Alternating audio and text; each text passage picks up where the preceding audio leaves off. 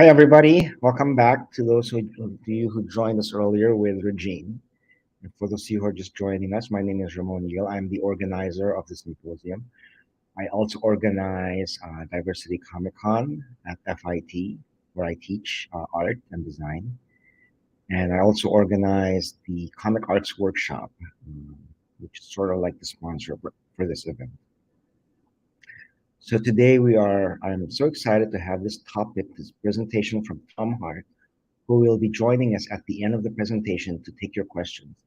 And so many times, and this presentation really is comes close to my heart because I'm always asking myself, why am I doing this, right? Why am I going through this whole effort of because it's not easy. Making comics is not easy, and you don't even get paid that well. So why do I keep doing it, right? So that is a question that Tom sort of covers in this presentation, and I think it'll resonate with many of you, and it resonates with me. So we will do the presentation right now, and then Tom will come on live to answer your questions. Okay, so let me get that started, and here we go. Let's see, video file, and we have, there you go. Okay, and here without further ado, here's Tom Hart from the Sequential Arts Workshop. Hi, thanks for being here. Thanks for listening. Thanks for watching. I'm Tom Hart, and I run the Sequential Artist Workshop. It's a school for comics and for graphic novels. It's mostly online, but we also have an in-person program in Gainesville, Florida. We do workshops all around the country, sometimes at conventions and things like that. It's a cool place.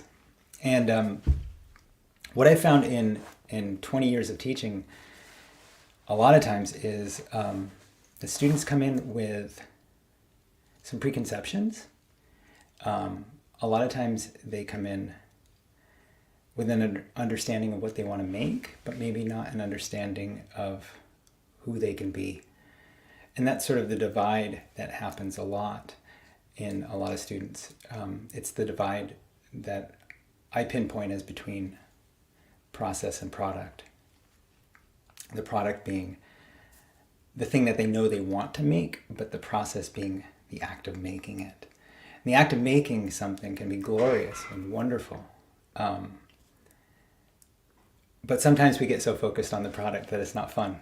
And that's what this talks about, and that's sort of what I try and steer my students away from. It tends to be that younger students, or any student, but when you're just starting out early on, but let's imagine a younger one for the moment, that they're thrilled by maybe Steven Universe or Spider-Man or a shoujo manga or something, and it's really great, and they'll start drawing, and they'll start maybe even writing stories, but they'll start trying to emulate that thing that they're really excited by. They're trying to connect with it. And that word connection, I think, is a really important one. We'll come back to it. They're trying to connect with what really set their mind on fire and their imagination on fire. And a great thing can happen after trying to do that for a long time, because it'll come out weird and wrong for a long time. But a great thing that can happen is you can find other people doing the same thing. So if you find other people drawing shoujo manga in the same way, or you find other people drawing Steven Universe or Spider-Man, and together you can join up and celebrate this thing that excited all of you, it's a great thing. And it can stop there. Like, that's the world of fandom, and that's the world of cosplay and fan fiction and things where you just make connections with other people, and together you celebrate that thing that excites you. And that's fine. That's a great place to be. For some other artists in that pack or in that little group, there'll be that desire to do more, that desire to be, to make something just like they've seen, to make a Steven Universe or Spider-Man or shoujo just like they've seen. And to some degree, they're trying to connect with the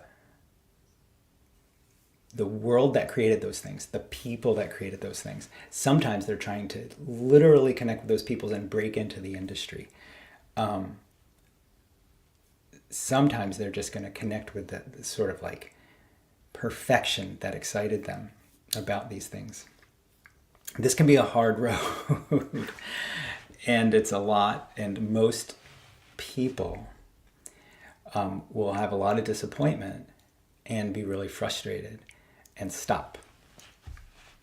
And it doesn't really have to be that way, because these things that originally excited them and that they've got their mind set on as a final product, they aren't the only things out there. And you can connect with other things. You can connect with who you are. You can connect with the joys of creating. You can connect with other people going through the same difficulties you are,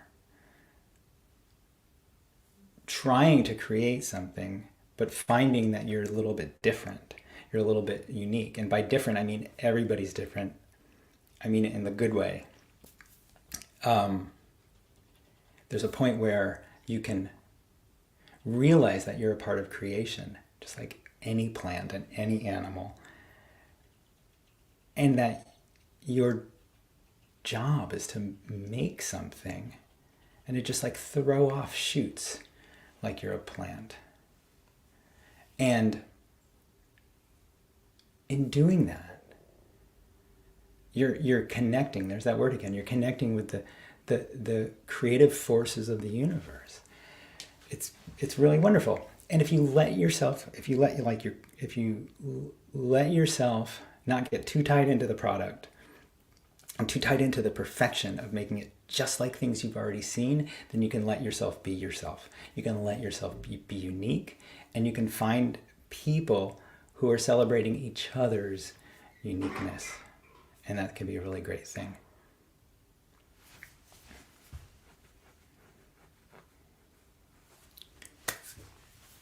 So in explaining this a little further, or expanding upon it, I'll talk about three colleagues of mine. The first is Justine Mara Anderson. She's one of my co-teachers at SAW. And she's taken the path of trying to emulate things as perfectly as possible. She's taken the path of mastery, I would say. And she's studied inking, particularly the inking of masters who've come before her, like Wally Wood and Al Williamson, but also inkers who she's studied directly with, P.K. Russell and some of the others. And she has made it her goal to create work as beautiful as they created. But it's also a connection that she is creating between illustrators. I just have one piece of her work here. It's beautiful. I don't have any of her DC work or Magic the Gathering work or any of that stuff at the moment, but that's what she's wound up doing because she's gotten so good at it. But it comes with hardship, and it comes with some suffering.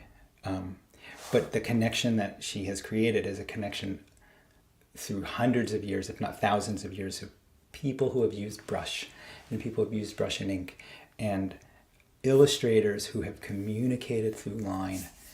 And that is the connection that mattered the most to her, and that is the connection that she has nurtured the most. And again, I don't think it's an easy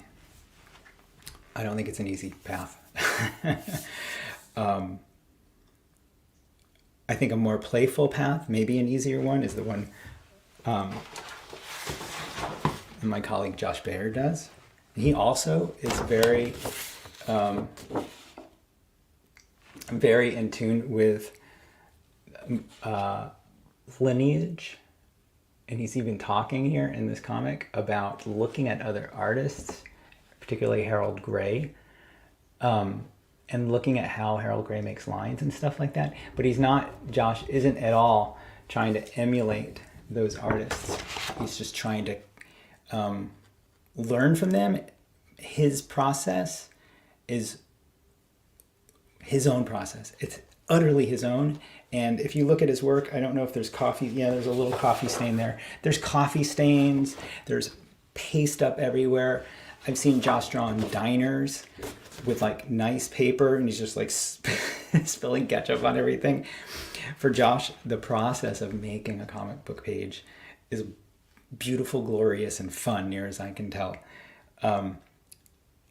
He has studied enough to know like certain things make the outcome better, make the product better. This amount of hatching or that amount of hatching, and this kind of light and this kind of darkness, and this kind of weight on a character, this kind of rendering. But he doesn't get caught up in it, and he enjoys the process so much that that every product is different, and he's always unfolding. Like I was saying before, he's always unfolding his own self in all these products he's made, all these books he's made. Last person I can tell you about is a old colleague of mine, Ed Brubaker. Ed is a famous writer now for Marvel and DC and Image and some other publications, and I think he wrote the story that one of those Captain America movies was based on and stuff like that.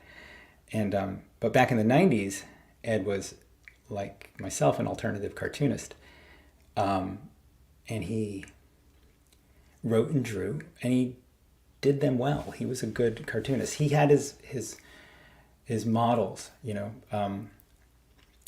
the artists that he admired and that inspired him: Chester Brown, Gilbert Hernandez, Jaime Hernandez.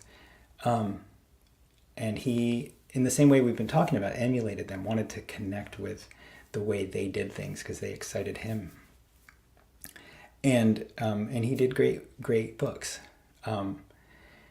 But slowly, we realized, and by we I mean this sort of like group, again, like it's about connecting, this group of cartoonists, we all realized that like Ed wasn't drawing very much. We're like, Ed, you have a 32-page comic that you have to make this year or next year. And he wasn't enjoying drawing. And it became clear slowly to all of us, including Ed, that he just didn't enjoy drawing. The process of drawing was no longer fun, if it ever was. The product of having a finished comic was and is always thrilling to most of us, to say I did this, to have other people look at it and admire it, Here's my picture of Ed, by the way, since I had something of everybody else's. That's Ed from the 90s. But the process of making the thing, of drawing the thing, just was torture. He didn't enjoy it anymore. His standards were probably too high. The joy he got out of making marks on the page, too low. The joy Josh Baer gets is super high. He loves making marks on the page. He loves making marks on the page so much he'll put white over a good mark so he can make more marks on the page. But Ed wasn't like that. What Ed was discovering was that he liked crime novels. And he started reading Dashiell Hammett and Raymond Chandler and all these writers who wrote about crime. And slowly he began writing more stories like them. So his connection changed. The things he was emulating changed. The artist he was changed. He realized he didn't want to be an artist anymore. He wanted to be a writer. And slowly that became his path. And not every path is successful in the marketplace the way Ed's is. It just, like most people who are successful in the market, it's a lot of the right place and the right time. What we do at SAW is we put people in a group and we get them creating the thing that they want to make, or at least start making the thing they want to make, and then guide them through the process of discovering that it's a unique thing. It's not going to look like somebody else's Spider-Man comic, and it's not going to look like somebody else's shoujo comic. It's going to look like their own thing, and that's to be celebrated. Those are the connections we're making in that school, is we're getting people making things and celebrating their uniqueness. I'll finish by showing one last thing. This is on Zoom, right? This will be the part of the talk that dates it the most. This icon that I'm going to put on the screen right now is, for some reason, that's been my Zoom icon for half a year or something. It's a bunch of capybaras playing piano, I think with wizard hats. And they're all drawn by an AI. The AI was given the parameters: draw a funny capybara with a wizard hat playing piano. And that's what it came up with. Here's some more by the same AI that was told to make some landscapes. And the point being is that this is fun, and we can all gather around it and connect on just how like kind of absurd and it is, or how cool it is in the case of some of these landscapes. But the day will come where you'll be able to type in, make me a Spider-Man drawing, or make me a Spider-Man page in which he flies through the air and saves whoever needs to be saved these days. Or make me a story, a whole 32-page comic about a suspenseful crime comic that involves Spider-Man in a department store or something. I don't know. You'll be able to plug these parameters into an AI. It won't be long. And if the products are that easily made, then what's left for us, you know? And really, like, the only thing that's left for us is those human connections that we make by being in a process together.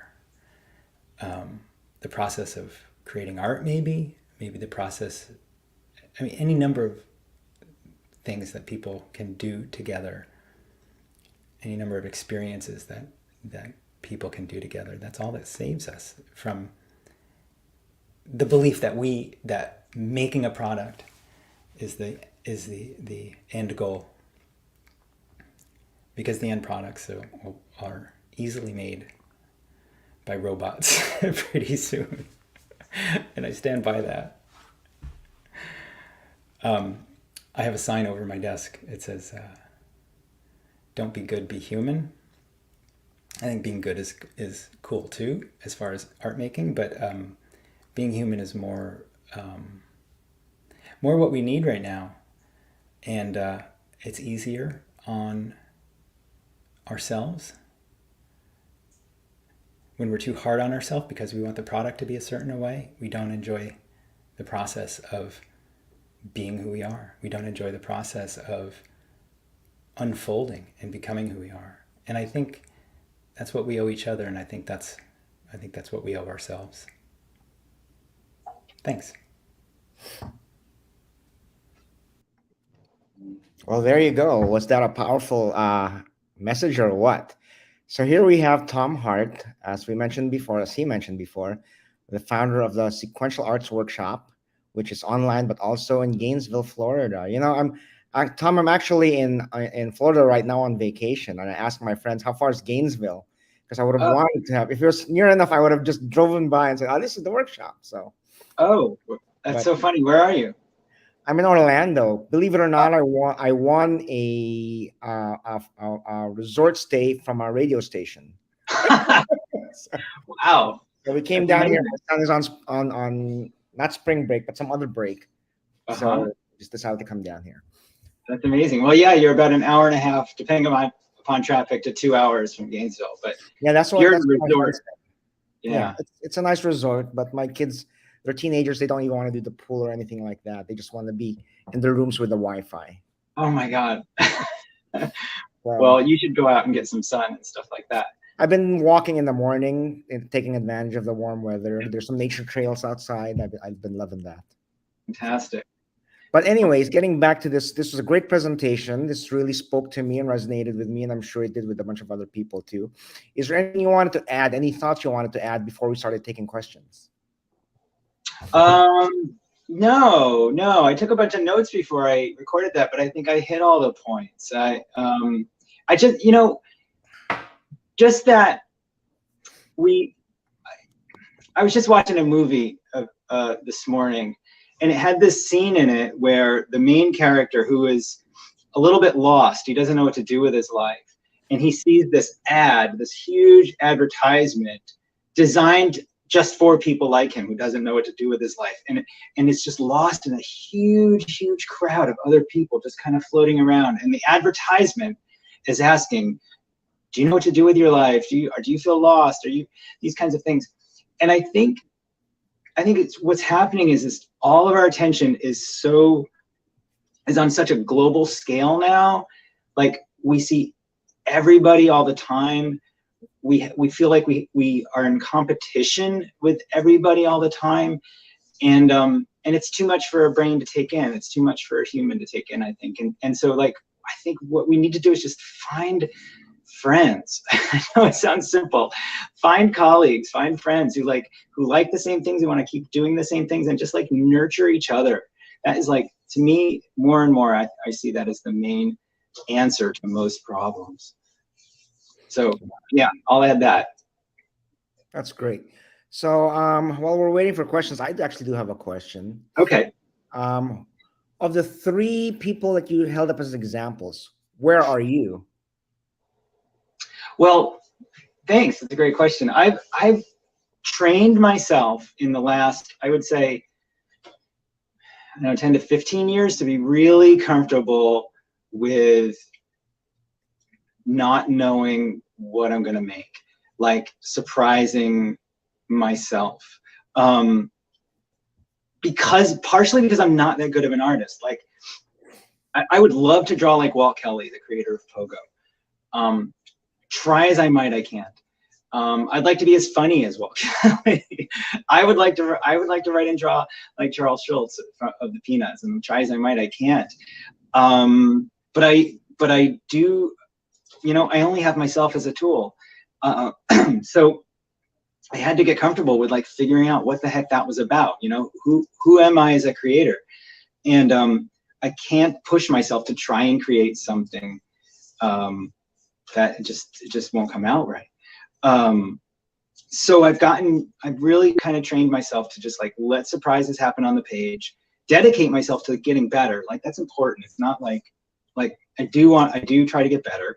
I do look at the craft that, of my models. For instance, Charles Schulz or Walt Kelly that I just mentioned. I look at Walt Kelly's trees. I look at how he uses shadow. I look at how he writes a scene. But I have to incorporate it into my own work. And that's always a surprise. I never know how that's going to work. This process, or this system of like being okay with the process and being okay with surprising myself, is sort of hard won. Like, I spent a few years not really doing, like, filling up sketchbooks, like this many sketchbooks of like surprises, quote surprises, but not really finishing anything. And that's the problem with with focusing too much on process, is you'll never finish anything. And that can be okay too. But if you want to be the kind of person that finishes something, if you want to be the kind of person that can pull a book off a shelf and say, I did this, this is finished, and give it to somebody else, you got to sort of like incorporate an understanding of the product, an understanding of what finished means to you. So I spent a few years, I would say 2016 to 19, 2015 to 19, just filling up sketchbooks and really not making anything at all of value. And that was a bummer. But something stuck. Somebody asked the right question. Honestly, I'd been making so many like grand vision plans and like outlines of things, and then somebody asked if I had an idea for weekly strip, and I didn't have an idea for a weekly strip, but I took one point from this like massive story outline, and I said that would make a good weekly strip. And then I told her yes. I said yes, sign me up.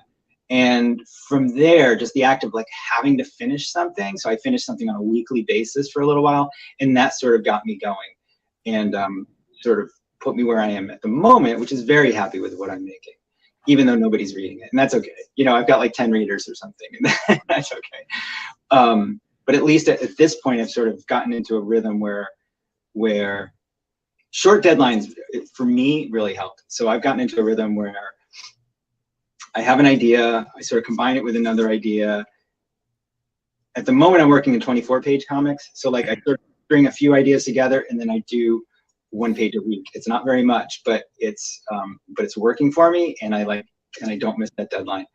And every 24 weeks I have a comic, and it's finished, and I call it finished. It's finished by my standards, and I'm okay with it. So I hope that answers the question. That answers the question. It helps me a bit because I'm at that stage wherein I think I'm feeling like I love writing the stories, but when it comes down to sitting down and drawing the stories, I really have to steel myself to get started. Once I started, then I can get on a roll, but it's tough. And I think that's sort of the question that I'm going to post a question from Jill Pratson, and she is, I think, in the same boat. And I think she doesn't ask it, but I think, do you have any other advice on how to get past the not being able to finish anything? Or yeah, definitely. Fear of criticism is a big one, and I didn't mention it, but that is a huge one about finishing something. And it can be boredom too, but yeah, there's always that fear that something I'm doing isn't good enough, and when I put it out there, it's going to be seen as not good enough. And that's why you want to surround yourself with people that aren't going to treat you that way. I mean it. Like, surround yourself by other people going through the same struggles. Surround yourself with people who are also making things and not sure of what they're making, and not sure of the of how to do it exactly, or how to do it in the quote the right way. People who are going to see the quote flaws in your work as things to love, as idiosyncrasies that are just more you. And again, I'll say short deadlines really help. If you can get yourself into a group of people and give yourself weekly deadlines, and everybody at the end of the week shares what they have, you will see that everybody is creating something very valuable, very human. It's not what you expected to make at the beginning of the week, probably, especially if you guys come up with some good prompts, if you guys have exercises that maybe allow for some surprise.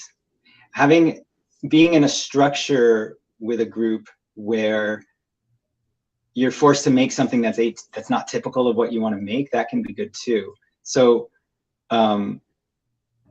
like last night I ran a workshop where we made abstract comics, and it's easy to make these because your brain doesn't know how to tell you you're making a bad abstract comic. You know, if you let yourself just make something and sort of figure out how to trick the brain out of telling you it's bad, that's a system that's worth finding. I'll just mention one other thing. I have another workshop that I give called Storytelling Flow, and it's designed to get the inner critic. It's designed to sort of outfox the inner critic. We do some list making, and by the time the inner critic is like, you're really bad at lists, you really suck at this, this is a bad list, we're already on to another part of the process, which is doodling. And by the time the inner critic can catch up and say you're bad at doodling, we're on to a different part of the project, which is a worksheet. And by the time the inner critic says you're really bad at this worksheet, everybody else's worksheet is better, we're on to another part. So I try to keep it so we're always doing a different product, or a different part of the process, and by the end we come up with something somewhat finished. And it's always surprising, and it's just fun to see what other people have done with the same prompts and the same tools and the same limitations even. So fear of criticism is a big one. Find a support network where people aren't going to criticize you, and they're out there. That's what we're trying to create a saw effect. Great, thank you very much. We have a question from John Renzella, and I'm not. Do you have any thoughts on the use of master studies? I don't even know what master studies are. Do you? Well, maybe John means copying from the masters, and that if that's what you mean, John, go ahead and post that in the chat for Ramon. But if that's what you mean, I think that's a great thing. I've traced more Walt Kelly than I can describe, and I think tracing is even better than copying sometimes, because it can train our hands how to move in a certain way, and both are valuable, and we can learn. It's funny how much copying a drawing will teach you how to think, because you'll see like, oh, they must have thought about this when they rendered that way, and then probably went under here. I mean, getting in the real particulars of drawing, but it can train your brain as much as your hand. So copying from masters, if that's what we're talking about, and tracing, oh, I love that tracing is such an easy win. Like if you're feeling frustrated, trace something that's valuable to you, and you'll be like, wow, that was fun. I learned something, and I made this like perfect looking thing, or near perfect, or at least good looking thing, but I didn't have to quote invent it or make it, but still it's going to look nice. So if that's what you mean by master studies, I really recommend it. But again, like my my colleague Justine, she's one of the few people who will study the masters and then try and reach those same heights. Really depends on your definition of master, but she'll try and reach those same heights, and she will, but most people won't. Most people will not, and I can say that with confidence, and that's okay. I think most people's job is to be their own artist, and there's enough room for lots and lots and lots of uniqueness. But she has a particular track, and she wants to be as good as the people who inspired her the most, and whose mastery she admires. Excuse me. I totally agree. I mean, I think as a kid, I was constantly emulating whichever artist that I loved at the time. So if you look at my work when I was like 14, 15, it's like all George Paris copies. Oh, what a great guy. And he's ill right now. We should take a moment to think about him. He's great. All power to him. Hopefully he gets better. So I have another question from Cosmic Synapse. I'm going to post it and read it out. Okay. Let's get rid of this first other question. Do you do a lot of short work over longer work? And how do you negotiate finished by your standards while potentially trying to do it for money? Okay, definitely leave that out, because there's a lot of questions in there. Okay, everybody's going to find their own way, right? I think because of one of the person who asked about like boredom and inner critic, I have those issues too. So I've focused on shorter work recently, and by recently I mean since 2013 or something. But even before then, I was doing daily comics from 2000. Sorry, just sometimes need the dates just to remind myself a little. From around 2005, 2008, I did daily comics. And that allowed me to create a lot of finished work without too much concern about whether it was good enough. It had to be at least up to like 80% of my standards, but I couldn't miss a deadline. So I had to get better fast. And also, too many ideas for longer works, they would just get stuck in my brain and rattle around for far too long. And I never managed to get out of that. Not yet. You know, I still got some life ahead of me. So there might be some longer works out there somewhere that maybe I'll do. But at the moment, shorter works are where it's at for me. Like I said, I've been doing 20, excuse me, I don't know what's wrong with my cough. I've been doing 24-page comics lately, and it's just a nice little piece. It's a nice little chunk, and it saves me from having to think too much ahead and try and negotiate a big picture story. I think part of the size, part of the longer work is partially just due to global distraction and 21st century distraction. I just don't have the brain power for it at the moment. And by sitting down and doing more smaller pieces, I'm hoping to create it again. You know, there's some, I don't know, you know, sometimes it's just like global warming and all the other world problems keep me from thinking about longer art pieces, you know, so the shorter pieces. And again, I do 2 comics a year, but somehow that feels like it's just a matter of like, how does it feel with my own personal rhythms and what I believe. Now, to the question about how do you negotiate finish by your standards while potentially trying to do it for money. I've sort of removed myself from the money equation kind of on purpose. When I was living in New York, I lived in New York for 10 years. I was always chasing another job. And like I was saying before, I'm just not that good of an artist, and I'm not good enough to compete with the really good artists. And that I realized. But what I also realized was art making was very, very important to me. Like, if I can't make money from it, that doesn't mean it's not valuable. It doesn't mean it's not valuable to me, and it doesn't mean it's not valuable to someone who reads it. So I had to remove myself personally from doing it for money. I would say that if you're looking to get jobs in the industry and do it for money, you definitely have to get okay with the idea that perfect is the enemy of the good. Do it, make it good enough, and make your editors happy. If your editor says, this looks good and you got it in on time, you made my job easier, then that's going to be good. And if you feel like you could have done better, that's normal. That's totally normal. If you're like, oh, you know, I could have done better, but I just didn't have the time, that's totally normal. That's the brains that you need to get in to do paying work, I think. You got to be fast and hopefully good, but you'll never get it perfect. I hope that answers that question. I think that answers it. We have a question here from Kate, which I also relate to. Let me post it and read it. Do you feel there's a pressure connected to age? Like, I'm too old to do X, or I'm too old to change what I do, or too established? And I relate to this question because it's just, for me, it's just, am I too old? So.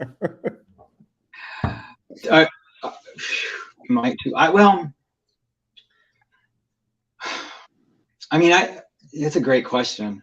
I've been trying to teach myself piano for 10 years, and I'm never going to do it. And part of me is like, I'm too old to learn this. And I know that's not true. And it's really just a matter of time and dedication. Like, if I really wanted to learn enough piano to be able to play, like, you know, like a saloon song or something, I could probably do it in a year or two.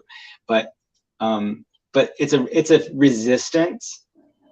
When my brain tells me I'm too old for it and I don't have time for it, it just tells me my priority really isn't there. That's why I try and trick myself with all of these routines and all these processes, which are designed to make me put something down on the paper and designed to call it done and move beyond. Because the more I can sit down, make something, call it finished, and move on, the better I feel. And when I feel better, I get a little more confident, and I can say, oh, I did something yesterday, or I did something last week. I can build on it. It doesn't matter how old I am. It doesn't matter what age I am. It just matters, did I do something last week that I can build on this week? Or if I didn't do something this week, do something. Or if I didn't do something last week, do something this week. But I do think confidence comes from 2 things: from having some work that you've done and having a support network of people who are, at the very least, aren't cutting you down, but better, are there for you as you're trying to negotiate finishing a page. It's so important to have a group of people saying, like, hey, how's it going? You said you'd have that page done today. Or let's get together on Zoom and quietly work on our page, or whatever. And then together you realize, like, oh, that didn't hurt so bad. Here it is. It's not perfect, but it's done. Let's do it again next Tuesday. Let's set ourselves a goal of 6 pages. And let's tell a story about a wrestler who decides to go trick-or-treating. I don't know, but you make up a story. And then you each have that challenge, and you sort of meet it, and slowly, yeah. But I wouldn't worry about age. Just do try and do work, though. You'll feel better. I have something from Dan Schmidt. It's not a question, but I'd love to hear your thoughts on it. It's more of a comment. So here it is. I feel like it's important for artists to look outside of comics for inspiration to bring in fresh ideas and styles. Yeah, totally. Oh my God. That's an easy one. Yes, yes, yes. You know, if you watch the Werner Herzog masterclass on directing film, main thing he talks about is reading. He's like, read, read, read, read. You should be reading something and not watching so many films. Yeah, you know, yeah, try and live a life, try and see art, try and read stories and poems, try and learn a musical instrument, and try and, you know, involve yourself in a community, and let art be a part of that. You know, let your comics be a part of that. You know, for some, art making is a way of processing all the stuff that's around them, all the other things that's coming in. So look for other things. Go to the Arboretum or the botanical gardens now and then, or the zoo, or anything you can be a little bit surprised by. Don't go down, you know, dark alleyways or anything, but try and open yourself up to some new experiences. My friend Gabrielle Bell does a comic. I think she does it every year still. She certainly did it for a while. She called it the July Diary. And in July of every year, she just tried to say yes to things. So normally she's very introverted and she doesn't leave her house very much. But in July, she tries to say yes. So if somebody says, hey, let's go, Gabrielle, let's drive upstate and play miniature golf and then eat seafood, she'll say, all right. And then I'll make a comic about it. And that's a way of yeah, broadening your world vision a little bit. You can do it with movies and art too, but it's great to not get too stuck in the same habit. Yeah, absolutely. Totally agree. Well, I tell people that my story ideas come from documentaries. I love watching documentaries because there's always some interesting tidbit that you can just parlay into something, a bigger story. Yeah, absolutely. Yeah, so many great documentaries these days. Here's a question from Jonah Newman, one of our alumni and still a member, I think. So here he is. What tips would you suggest for removing that desire for external and or financial reward and embracing the intrinsic or private benefits of making comics? A community. Again, I'm going to go back to that same thing. You know, I mentioned connection all the time. Embracing, sorry, I'm reading it, so it's going to take me a second. Embracing the intrinsic or private benefits of making comics. You know, there's a lot, that connection I mentioned a lot of times. It's like, if you're making something and you're making something together, you all have this point of celebration after you make something. When, even if it's like, I was in a writing group a long time ago, and all we would do is like, we'd have a prompt and we'd write secretly in our notebooks for 20 minutes, and then we would all read. And then at the end of the night, we'd have drinks and brownies, and it was just delightful. None of us were doing it for money. We were doing it to be together for 2 or 3 hours a night, you know, a week or something. But the celebration afterwards, the drinks and the brownies or whatever, it was just so fabulous, because we all created something. We'd been surprised by things. We'd seen new work come out of each other. So I really just can't emphasize enough that desire for community and the intrinsic, developing that intrinsic value of, I think, the process.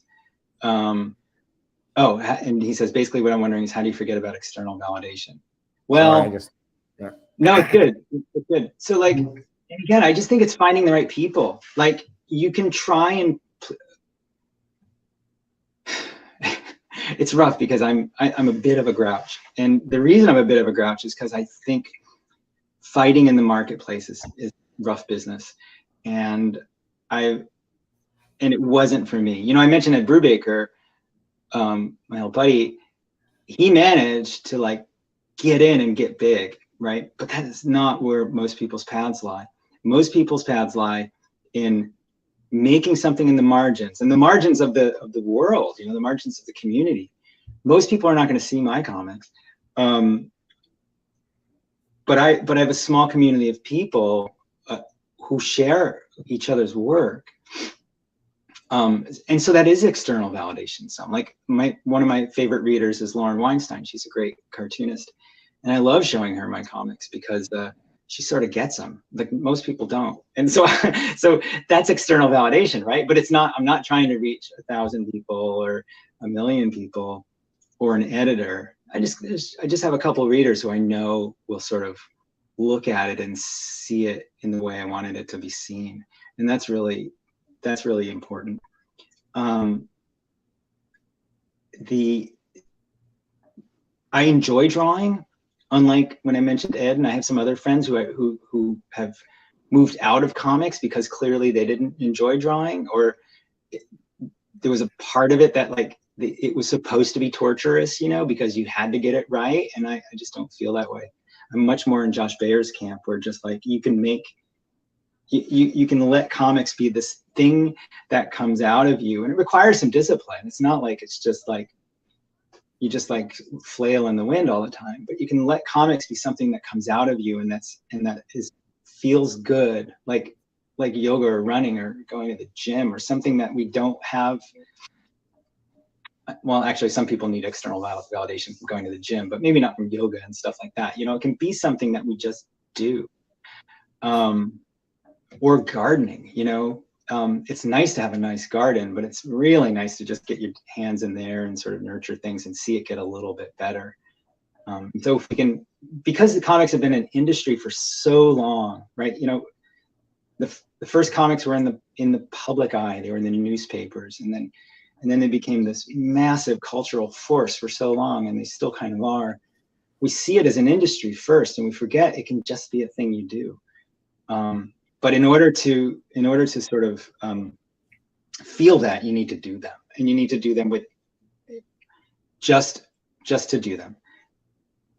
Put them, you know, share them online with some friends, get friends. And I know that sounds like the easy part, like I mean, it's a bit facetious, but like, you know, again, trying to fight on Instagram and get seen by hundreds of thousands of people is hard. But if you have 5 people you know are going to see it, share it to them, send it to them via text. Hey, I did another page. How's your page coming? That'll matter, and it'll feel better. I'm pretty sure of it. All right. Okay, we have, let's field one last question. I want to give ourselves 10 minutes in between presentations. So one last question from P.SO EARTHTONE. And this is more of a product question. Should you work with indie publishers or go the crowdfunding route? Well, I'm a big fan of doing it yourself if no one's on your side, right? So like an indie publisher is like trying to get somebody who's going to advocate for you. An indie publisher is probably losing money, right? Most indie publishers are barely scraping by. So if you find an indie publisher and they want to publish you, that means they like you, they like your work, and they want to support it. And they're willing to maybe, like, you know, make that much money on it or even lose money on it. So if you can find that, a publisher like that, awesome, do it. But if you can't, give yourself a time limit. I don't know when, but if you can't, then crowdfund it, self-publish it, because you need to get your work out there. You want to get your work out there. And it is okay to invent your own system, create your own market, create your own audience. It's okay to join with others and say, hey, no one's publishing our work. Let's publish together. Let's make an anthology because we're not getting published. Let's make it together and get it out there, and let's put it in people's hands. And it's totally okay. The one great thing about indie publishers, or any publisher, is like some of that stuff's kind of complicated, distribution and stuff like that. So it is nice to hand that off to somebody, but it's also fun to learn. It's fun to try and do it yourself. There's a related question from Jill again. If you're trying to share an important message or issue with the world, like I can't imagine Mouse being created just for the love of the process. But it was. Go read anything Art Spiegelman said. He was doing that in around 1980, if I remember, maybe even 78, 39. And he created that because he was a mess, and his parents were a mess, and he couldn't figure out what the hell was going on in his life. And he was like, what is this world I've been born into? This history that is part of, that has so damaged my father. and I know the history, but I don't know my father's story. And that's where Mouse started. And then, because I don't know my father's story, I don't know my story either. And his mother, who committed suicide, I believe, he didn't know that story either. He just knew that here he was at the age of 20 something, utterly driven in some ways, and utterly captive in other ways, and utterly miserable in other ways. And so he created it, and he did love the process. That guy loves comics more than anybody. And he created that in order to sort out that tangle of history and family. So it wasn't just the process of making marks on paper or just the process of writing. Excuse me. It was the process of understanding that came through making a comic about it. Great. Well, with that, I would like to end this, but since we can't hear your applause, people, everybody post a thank you to Tom on the Hey, chat. thanks. But also, if you could just post like what your location is, so I have an idea of where everybody's coming from. And here is the in the chat. I'm going to add the URL for Tom's school, the Sequential Arts Workshop, and you don't have to be in Gainesville to attend, right? Yeah, we have lots of online courses, tons and tons. And before we go, I just wanted to plug the next speaker is going to be Gina Gagliano at 12 o'clock. And she's going to talk about censorship in comics, and not just censorship, but how it affects different people of color, people with different gender identities, and how censorship and banning of their work can really affect society. So I think it's a great topic. So that's happening at 12 in about 9 minutes. And I'd like to see you all there. And Tom, thank you so much. We are having a social at the end of the symposium. It's all virtual, and I sent you the link to that. And everybody's welcome to join us. Awesome. Thanks, everybody, and enjoy Gina. She's great too. Thanks very much. Thanks so much, Tom. Take care. Bye. And you guys, if you want, I'm going to give you 5 seconds to copy. Well, we didn't put a lot of resources in the chat, but I'm going to copy it myself. I have it. But thank you, everybody, for coming, and I will see you guys in about 8 minutes on the other link, okay? Keep up.